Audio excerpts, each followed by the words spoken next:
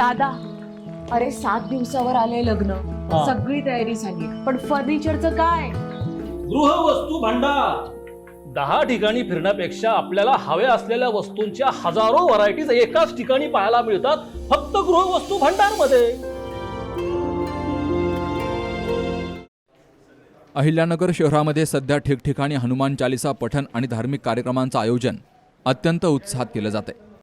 मात्र या कार्यक्रमांच्या वेळेच्या मर्यादेमुळे भाविकांची अडचण होत असल्यानं हनुमान चालिसा पठणासाठी वेळ वाढवून द्यावी अशी मागणी प्रेरणा प्रतिष्ठानच्या वतीनं जिल्हा पोलीस अधीक्षकांकडे केली गेली आहे.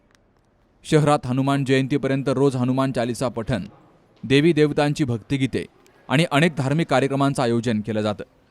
या सोहळ्यामध्ये शहराच्या विविध भागातून भाविक मोठ्या संख्येनं सहभागी होत आहेत. तर भक्तिमय वातावरणामुळे तरुणांपासून वृद्धांपर्यंत सर्वांचाच मोठा प्रतिसाद मिळतोय.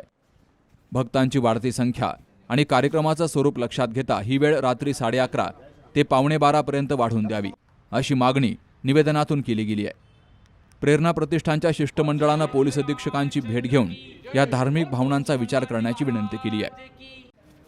प्रेरणा प्रतिष्ठानच्या वतीने आमदार संग्राम जगताप यांच्या मार्गदर्शनाखाली आम्ही दक्षिण हनुमान मंडळ जे हनुमान पठण करत गेल्या 40 वर्षापासून आपल्या अहिल्यानगर शहराला ही परंपरा आहे. इतक्या सुंदर प्रतीचं भक्तिमय वातावरणात हनुमान पठण या ठिकाणी आपल्या शहरामध्ये केलं जातं. त्याला काही विघ्नसंतोषी लोक विरोध करतात आणि त्यामुळं पोलीस यंत्रणेला त्या ठिकाणी कारवाई करावी लागते.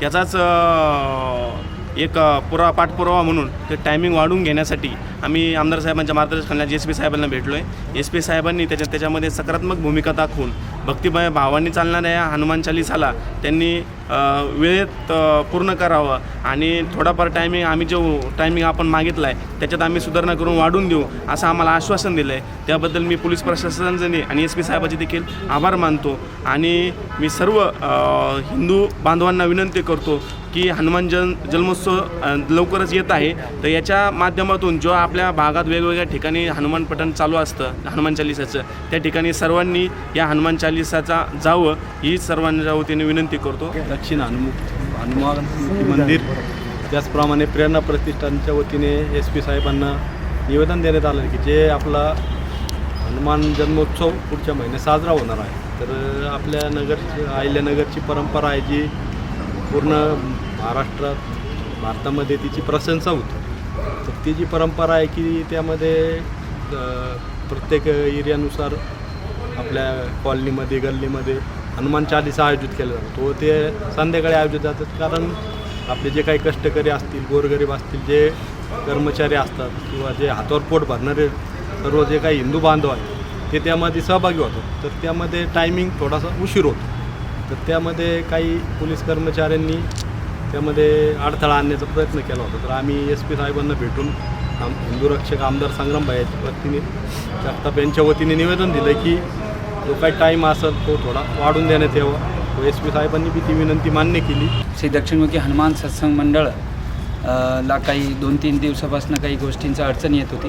त्याच्यात आम्ही भैयांना फोन केला आणि भैयांनी तातडीने सगळ्या गोष्टी लावल्या आणि त्यांनी कामं करून दिले.